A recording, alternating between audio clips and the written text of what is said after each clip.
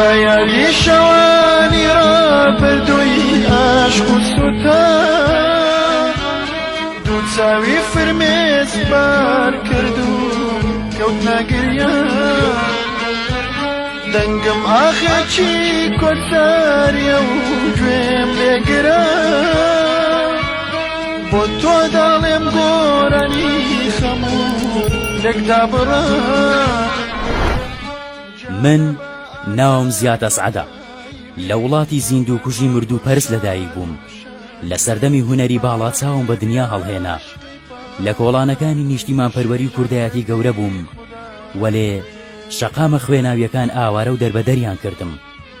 من ناوم زیاد ئەسعەدە، بەڕەچەڵە کوردم، لە وڵاتی سڕینەوە و شکانی یەکتر هاتمە دنیاوە. ماڵمان لە تەنیشتێکدانی میزاجی کوردەواریە و لە بەرامبەر هەرزە هونەری مزەیەف و لە خوار دیوەخانی لە ناوبردنی هەموو شتێکی جوانە. خەڵکی مەملەکەتێکم هونەرمەندەکانیان لە برسان بە بێدەنجی دەبرن و وەلێ کەسێک نییە فرمێشی کەس و کارەکانیان بسڕێت.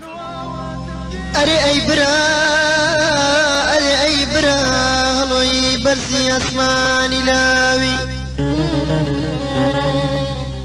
تۆ خەنجەری قەزوێنی هێشتاڵ نەچەشراوی.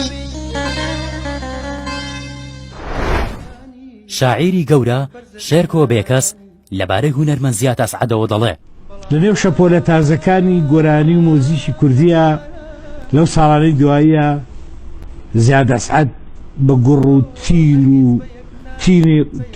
گوڕ و تین و تۆنێکی تا سەشکێنەوە هاتە ناومانەوە و هەندێک سنووری تەقلیدی بەزاند و دڵ و گۆمانی بە ڕتمی تازە و داهێنارانە زاخاودایەوە. لەبەر ئەوەی لاسایی کەرەوە و تەقلیدی نەبوو، واتە هەمان سەدای گۆرانەکانی ڕابردووی نەدایەوە بە جۆمانە و فۆلکلۆریشی بۆ خۆی نەکرد بە بەندیرخانە.